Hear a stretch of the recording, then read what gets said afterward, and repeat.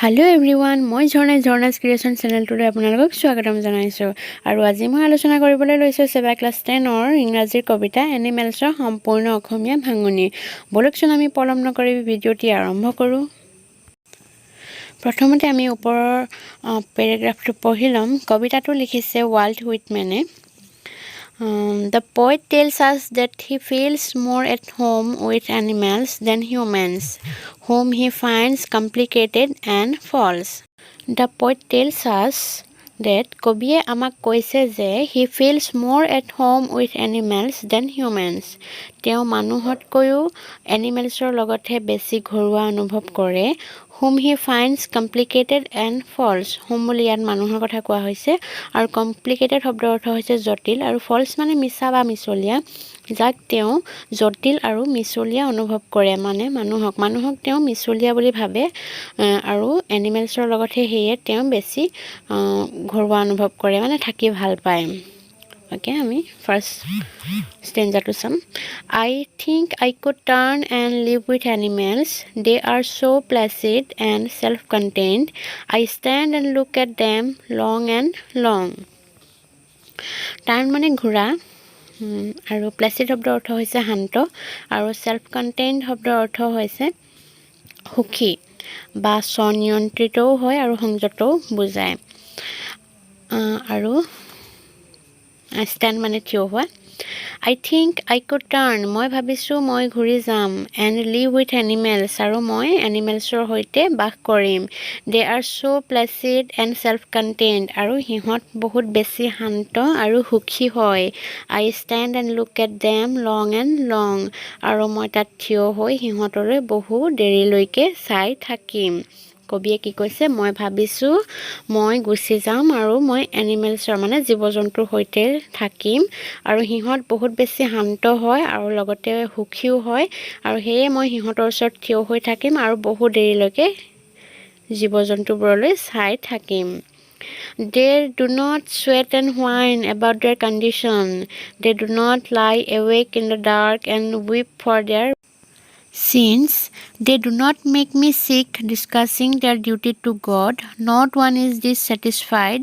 Not one is demented with a mania of owning things. Okay, ইয়াত sweat শব্দৰ অৰ্থ হৈছে ঘাম আৰু whine মানে হৈছে চিঞৰা বা হুমুনিয়াহ কহা, কিন্তু ইয়াত দুয়োটা একেলগে sweat and whine কমপ্লেইন কৰা বুজাইছে, মানে অভিযোগ কৰা বুজাইছে। কণ্ডিশ্যন মানে হৈছে অৱস্থা আৰু এৱেক মানে হাৰে থকা, হাৰ পোৱা, ডাৰ্ক মানে আন্ধাৰ আৰু উইপ মানে হৈছে কন্দা আৰু চিন্স মানে হৈছে পাপ বা বেয়া কৰ্ম। ডিছকাছিং মানে আলোচনা কৰা আৰু চিক চিক শব্দৰ অৰ্থ হৈছে ৰোগীয়া বা বেমাৰী। ডিছছেটিছফাইড মানে অসন্তুষ্ট আৰু ডিমেণ্টেড শব্দৰ অৰ্থ হৈছে চিন্তাত উন্মত্ত হোৱা বা বিকৃত হোৱা। মেনিয়া মানে বলিয়ালি বুলি কয় বা উন্মাদনা। ঔনিং মানে নিজৰ কৰা বা মালিক, থিংছ মানে বস্তু। অ'কে, আমি ষ্টেঞ্জাটো চাইছোঁ। They do not sweat and whine about their condition. দে মানে ইয়াত জীৱ জন্তুবোৰৰ কথা কোৱা হৈছে। জীৱ জন্তুবোৰে সিহঁতৰ অৱস্থাক লৈ কেতিয়াও কমপ্লেইন নকৰে, মানে কেতিয়াও অভিযোগ নকৰে। সিহঁতে যেনেকৈ যিটো অৱস্থাতে থাকক লাগিলে সিহঁতে কাকো ক'বলৈ নাযায়। এতিয়া আমাৰ কিবা এটা দুখ হ'লে আমি কৈ ফুৰোঁ বা আজি কিবা এটা দৰকাৰ হৈছে, মা মোক আমুকটোৱে লাগে, দেউতা মোক আমুকটোৱে লাগে, এনেকৈ আমি কমপ্লেইন কৰোঁ আমুকটো নাই। তো তেনেকুৱা মানে জীৱ জন্তুবোৰৰ নাথাকে। সিহঁতে যিকোনো যিমানে মানে বেয়া অৱস্থাতে থাকক বা ভাল অৱস্থাতে থাকক সিহঁতে কেতিয়াও কাকো কমপ্লেইন নকৰে। They do not lie awake in the dark and weep for their sins, আৰু they do not lie awake in the dark, আৰু সিহঁতে কেতিয়াও আন্ধাৰত হাৰে নাথাকে। And weep for their sins, আৰু চিনছ মানে কৈছিলোঁ পাপ কৰ্ম বা বেয়া কৰ্ম, সিহঁতে কৰা বেয়া কামৰ কাৰণে কেতিয়াও কান্দি নাথাকে। আৰু আমি যদি কেতিয়াবা কিবা বেয়া কাম এটা কৰোঁ, আমাকতো ৰাতি শুবলৈ নিদিয়ে, বাৰে বাৰে মনলৈ আহি থাকে আৰু আমি কান্দি থাকোঁ, তো তেনেকুৱা জীৱ জন্তুবোৰৰ নহয়। সিহঁতে কেতিয়াও সেই বেয়া কৰ্মৰ কাৰণে কান্দি কান্দি ৰাতি হাৰে নাথাকে। They do not make me sick discussing their duty to God, আৰু সিহঁতে ভগৱানৰ প্ৰতি যে এটা দায়িত্ব আছে, সন্মান কৰিব লাগে, সেইটো কথা আলোচনা কৰি সিহঁতে কেতিয়াও মোক কি নকৰে, ৰুগীয়া কৰি নুতুলে। সিহঁতে কেতিয়াও মানে এইবিলাক আলোচনা নকৰে। নট ওৱান ইজ ডিছছেটিছফাইড, আৰু সিহঁত কোনো কেতিয়াও মানে অসন্তুষ্ট নহয়, সদায় সন্তুষ্টই হৈ থাকে। Not one is demented with a mania of owning things, আৰু সিহঁতৰ মাজত সেইটো মেনিয়া নাই, মানে এনেকুৱা বলিয়ালি নকৰে যে সকলো বস্তু আমি এতিয়া কিবা যিকোনো বস্তু এটা দেখিলে আমাৰ এনেকুৱা লাগে যেন এইটো বস্তু মোক লাগে, সেইটো মোক লাগে, এনেকৈ কৰি আমি নিজৰ কৰিব বিচাৰোঁ। সেই যিটো মেনিয়া হয়, সেই যিটো উন্মাদনা, সেইটো জীৱ জন্তুবোৰৰ নাথাকে। সিহঁতে কেতিয়াও বস্তুবোৰ নিজৰ কৰিব নিবিচাৰে।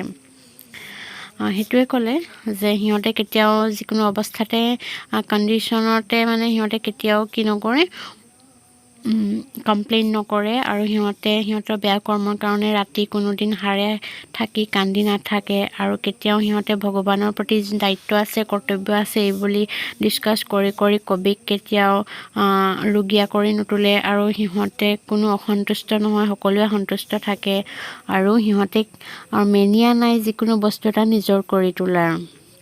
অ'কে, আমি পিছৰ ষ্টেঞ্জাটো চাম। Not one kneels to another, nor to his kind that lived thousands of years ago. Not one is respectable or unhappy over the whole earth. নীল শব্দৰ অৰ্থ হৈছে আঁঠু কঢ়া, আৰু ৰেচপেক্টেবল মানে হৈছে সন্মানীয়, আনহেপি মানেতো অসুখী জানাই, হ'ল মানে গোটেই। Not one kneels to another, আৰু সিহঁতে কেতিয়াও এজনে আনজনক আঁঠু কাঢ়ি সেৱা নকৰে, মানে অন্য এজনক দেখি সিহঁতে আঁঠু নলয়। nor to his kind that lived thousands of years ago, আৰু সিহঁতৰ উপৰি পুৰুষৰ সুঁৱৰি তেওঁলোকে কেতিয়াও সেৱা নকৰে বা আঁঠু নলয়। এই যেনে আমি এতিয়া মানুহবোৰে কি কৰোঁ, আমাৰ উপৰি পুৰুষক আমি সন্মান কৰোঁ, তাৰ কাৰণে আমি সেৱা কৰোঁ, আশীষ লওঁ। সিহঁতৰ তেনেকুৱা কোনো ধৰণৰ ব্যৱস্থা নাই। সিহঁতে কেতিয়াও উপৰি পুৰুষক মনত পেলাই সুঁৱৰি মানে সিহঁতে আঁঠু নলয়।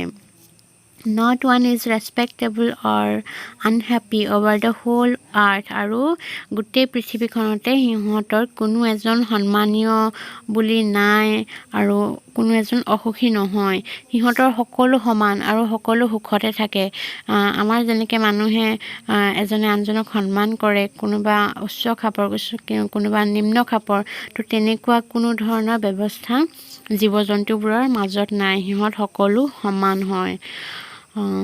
So they show their relations to me and I accept them. They bring me tokens of myself. They evince them plainly in their possession. So মানে হৈছে দেখুওৱা, ৰিলেশ্যনছ মানে হৈছে সম্পৰ্ক, আৰু ব্ৰিং মানে হৈছে অনা। টকেন শব্দৰ অৰ্থ হৈছে ইয়াত গুণ বুজাইছে।